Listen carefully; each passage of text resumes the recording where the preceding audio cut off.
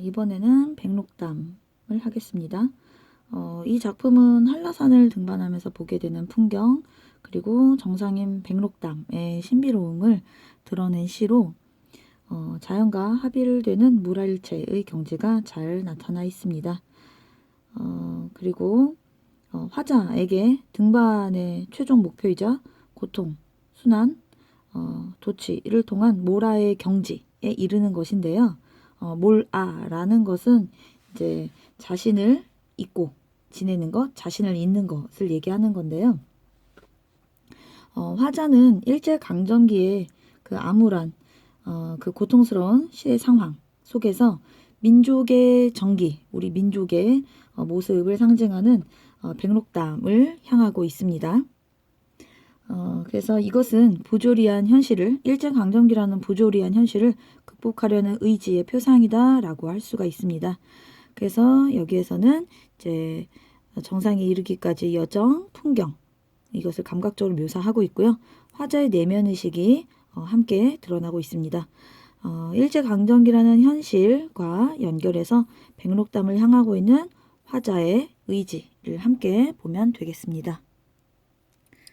이 시는 자유시고요. 주제 백록담의 신비로움과 아름다운 경치가 되겠지만 화자가 백록담을 향하고 있는 것 자체는 그 당시의 시대적인 배경과 연결해서 작가의 화자의 그 현실 극복 의지라고 생각을 하면 되겠습니다. 그래서 한라산을 등반하는 화자의 모습을 통해서 그 주변의 경치를 묘사하고 있고요. 그리고 자연과 합일, 물화일체가 되겠죠. 그리고 몰아, 나 자신을 잊는 것, 자기를 잊고 있는 상태를 나타내는 말입니다. 그래서 이것에 동양적인 세계관이 드러나 있습니다. 아까 앞에 산문적이다 라는 말이 있었는데요. 행의 구별이 없고 이렇게 연의 구별이 있다 라는 얘기가 되겠습니다. 그리고 1, 2연에서는 이제 산 정상에 가까운 곳에서 이제 휴식을 취하고 있는 장면이고요. 그리고 3년에서 8년까지는 이제 그 풍경을 보면서 한라산을 오르는 장면이고요. 마지막 9연에서는 이제 정상에 도착하여 그 백록담을 보게 된 장면입니다. 그래서 백록담을 보면서 물아의 경지를 느끼게 된다는 이야기고요. 먼저 1년부터 보도록 하겠습니다. 절정에 가까울수록 뻐꾹 채꽃 키가 점점 소모된다. 다양한 꽃들, 식물들이 나오는데요. 키가 점점 소모된다 라는 얘기는 내가 점점 높은 곳에 올라가고 있다 라는 얘기가 되겠죠. 뻐꾹 채꽃 키가 점점 소모된다. 점점 작아 보인다 라는 얘기고요. 한 마루 오르면 허리가 쓰러지고 또 한 마루 위에서는 모가지가 없고 나중에 얼굴만 갸우 내다본다. 마지막에서는 화문처럼 이제 무늬처럼 판에 박힌다. 이제 키가 완전히 줄어든 그 모습을 얘기하는 것입니다. 이제 꽃 무늬가 새겨 있는 듯한 것처럼 보인다라는 뜻이 되겠죠. 바람이 차기가 함경도 끝과 맞서는 데서 뻐꾹채 키는 아주 없어지고도 높은 곳에 올라갔다라는 얘기고 아주 없어지고도 8월 한철에는 흩어진 성신처럼 별처럼 난만하다. 이제 이 꽃이 별처럼 있다라는 모습을 얘기하고 있습니다.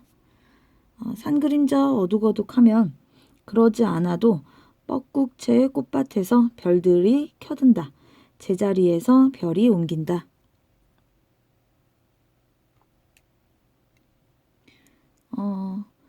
그 꽃이 이제 키가 없어졌다. 줄기가 이제 안 보인다라는 얘기가 되겠죠. 아까 얘기했듯이 이제 별처럼 보인다. 그래서 이 꽃을 별에 비유하고 있습니다. 높은 곳에 올라가니까 꽃만 보이게 되는 그런 모습을 얘기하는 거겠죠. 그리고 뻐꾹채 꽃밭에 별들이 켜든다라는 얘기는 이제 그 한라산의 모습을 꽃들이 이 뻐꾹채 꽃이 피어있는 그 모습을 아까 별에 비유했듯이 꽃밭에 별이 있다라는 얘기를 하는 거죠. 그래서 한라산의 그런 신비로운 모습을 이렇게 표현을 하고 있는 것입니다. 그리고 나는 여기에서 기진했다. 이제 나는 이곳에서 뭐 쉰다. 나는 여기에서 자연에 취했다. 라고 볼 수 있겠죠. 이제 기진했다라는 얘기는 뭐 힘들다. 높은 곳에 정상에 올라가면서 이제 몸이 이제 힘이 빠진다라고도 얘기할 수 있는 것이고, 이 자연에 취해서 그 황홀함을 느끼고 있다. 한라산의 신비로운 모습에 반했다라고도 표현할 수 있겠죠. 1년 같은 경우는 이제 한라산 정상 부근에서의 그 풍경을 얘기하고 있고요. 2연으로 가겠습니다. 암고란 환약같이 어여쁜 열매로 목을 죽이고 살아 일어섰다. 환약, 약에다가 이것을 비유하고 있죠. 그래서 이제 아까 기진에서 힘이 빠진 상태에서 이 열매를 먹으니 기력이 회복이 됐다. 다시 살아 일어섰다. 라고 얘기를 하고 있습니다. 이연에서는 이제 정상 가까운 곳에서 이제 휴식을 취하고 있는 장면입니다. 그리고 이 열매를 먹고 나서 화자가 이제 일어섰다라는 것을 통해서 자연과 동화되어서 내가 회복하게 되었다. 자연과 동화되어 생명력을 회복하게 되었다. 라고도 해석할 수 있습니다.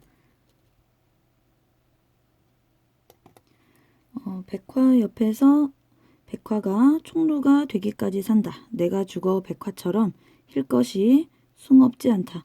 백화라는 말은 우리가 저번에 그 백석의 시 자작나무 뭐 문살도 자작나무다. 뭐 마을도 자작나무다. 뭐 이렇게 했던 시 기억나는지 모르겠는데 그 시에서 나온 그 나무 백화는 그 자작나무를 얘기하는 것입니다. 마을은 온통 뭐 자작나무다. 뭐 이렇게 얘기했던 시 있었죠. 여기에서 총루는 해골.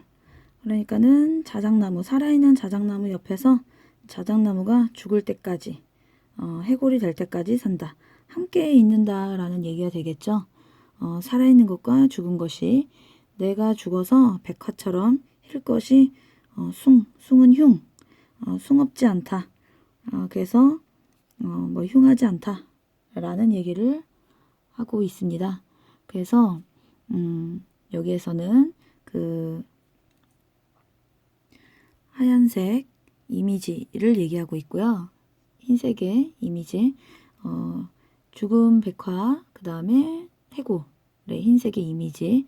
그래서 뭐 신비로운, 뭐 정갈한 그런 이미지를 얘기하고, 백화처럼 희게 되는 것이 흉이 없다라는 얘기는 이제 내가 죽어서 이제 자연으로 돌아가게 되겠죠.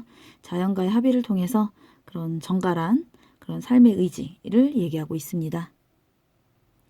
귀신도 쓸쓸하여 살지 않는 한 모롱이, 그러니까 사람이 없는, 인적이 드문 그런, 여기에서 이제 쓸쓸한 그런 이미지를 띠고 있죠. 그리고 도채비꽃이 낮에 혼자 무서워서 파랗게 질린다. 도채비꽃이 이제 파란색의 그 모습을 이제 무서워서 질렸다라고 이제 표현을 하고 있네요. 그래서 인적이 드문 곳에 쓸쓸함, 그 다음에 이 도채비꽃이 피어 있는 그 모습을 묘사하고 있습니다. 한라산의 그 정상 부근에 그 쓸쓸한 신비로운 그런 분위기의 모습을 얘기하고 있고요. 바야흐로 해발 6,000척 위에서 마소가 사람을 대수롭게 아니 여기고, 마소는 사람과 함께 어울려서 있고, 그리고 이만큼에 있다라는 얘기는 화자가 여기에 있다라는 얘기고, 그만큼 속세로부터는 멀리 떨어져 있다라는 얘기가 되겠죠. 그리고 말이 말끼리, 소는 소끼리, 그리고 망아지가 어미소를, 어미소를, 송아지가 어미 말을 따르다가 이내 헤어진다. 여기서 이제 그 함께 모여 있는 자기들끼리 모여 있다라는 것은 이제 일제강점기라는 시대적인 배경과 연결을 하면 우리는 그렇게 함께 있지 못하다. 라는 현실을 얘기하고 있습니다.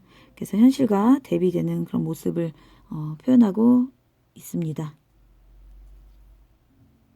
첫 새끼를 낳노라고 암소가 몹시 혼이 났다. 얼결에 산 백리를 돌아서 서귀포로 달아났다.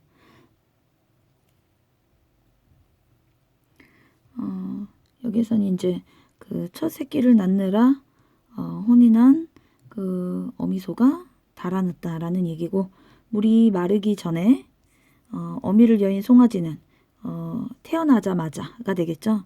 태어나자마자 어미를 여인 송아지는 운매운매 울었다. 시대적인 상황으로도 연결을 하면은 이제 어미를 잃었다라는 얘기는 이제 정체성을 잃었다. 일제강점기의 우리 민족을 상징하는 거겠죠. 말을 보고도, 등산객을 보고도 마구 메어 매달렸다. 마구 메어 달렸다. 우리 새끼들도 모색이 다른 어미한테 맡길 것을 나는 울었다. 울었다라는 것은 이제 어미를 잃은 그런 슬픔을 얘기하는 것이고, 우리 새끼들도 새끼 다른 어미한테 맡길 것을 나는 울었다라는 것을 통해서 이제 어미를 잃은 송아지를 보는 그런 화자의 심정을 얘기하는 것입니다.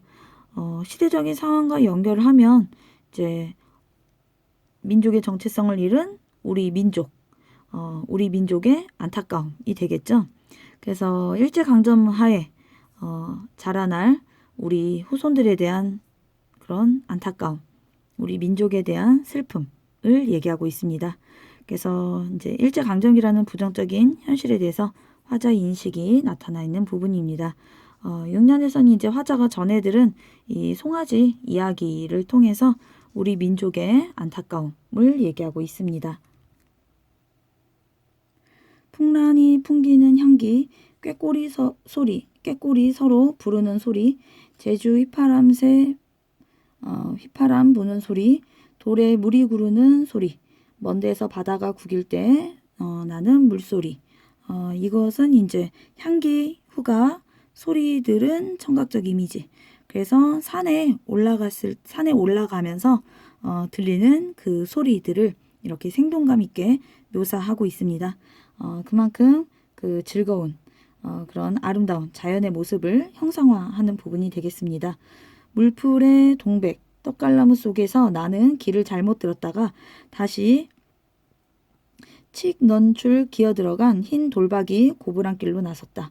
문득 마주친 아롱전말이 피하지 않는다. 아까 앞에서도 얘기했듯이 사람을 대수롭게 여기지 않는다 뭐 이런 말이 있었죠. 그것처럼 우연히 마주친 이 말이 나를 피하지 않는다 라는 얘기를 하고 있습니다. 말이 인간을 경계하지 않는다 라는 걸 얘기하고 있는 거겠죠. 함께 어울리면서 사는 그런 모습을 얘기하는 것입니다. 그래서 여기에서는 이제 그 백록담으로 가는 길에 아름다운 자연의 풍경을 말하고 있습니다. 고비, 고사리, 더덕순, 도라지꽃, 취, 삭간나물, 대풀, 석용, 별과 같은 방울을 다른 고산식물을 새기며 이제 산에 있는 그 식물들을 쭉 나열하고 있죠. 취하며 자며 한다. 그것은 바로 이 마소들이, 이곳에 있는 마소들이 취하며 자며 한다라는 거겠죠.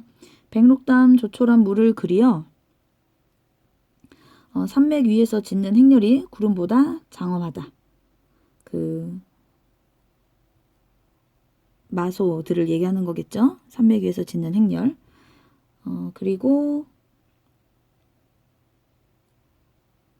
식물들의 모습도 얘기하고 있는 것이고요. 소나기 논낮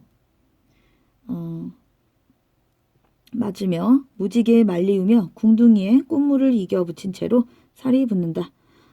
지금 여기에서는 이제 백록담을 향해 가는 자신을 이제 얘기하는 건데요.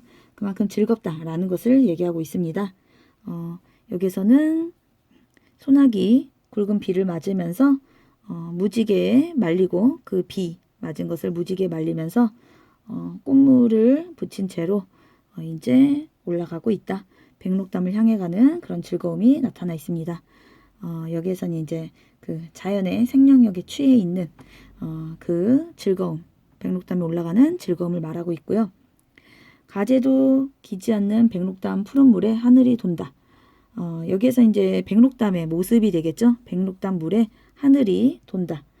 맑은 백록담의 모습을 얘기하고 있고요. 불구에 가깝도록 고단한 나의 다리를 돌아 소가 갔다. 여기에서 이제 그 피곤하다, 고단한 나를 얘기하는 거겠죠. 쫓겨온 실구름 일말에도 백록담은 흐리운다. 작은 조그마한 구름에도 흐려질 정도로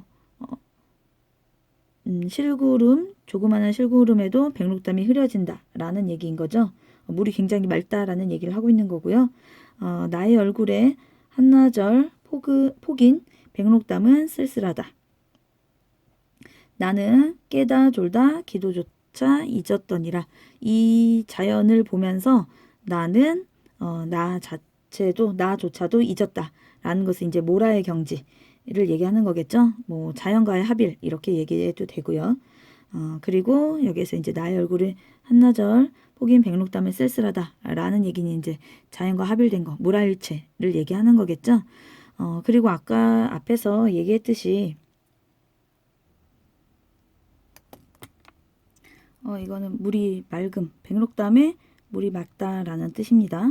조그마한 구름에도 백록담 물이 흐려진다 라는 얘기는 물이 맑은 것. 그래서 나의 얼굴, 그 다음에 여기 마지막 부분까지는 자연과의 합일, 자연과 세계의 일체, 무라일체라고도 말하고요. 그 다음에 나는 기도조차 잊었다 라는 얘기는 나 자신을 잊을 정도로 흠뻑 빠졌다 라는 것을 얘기하고 있습니다.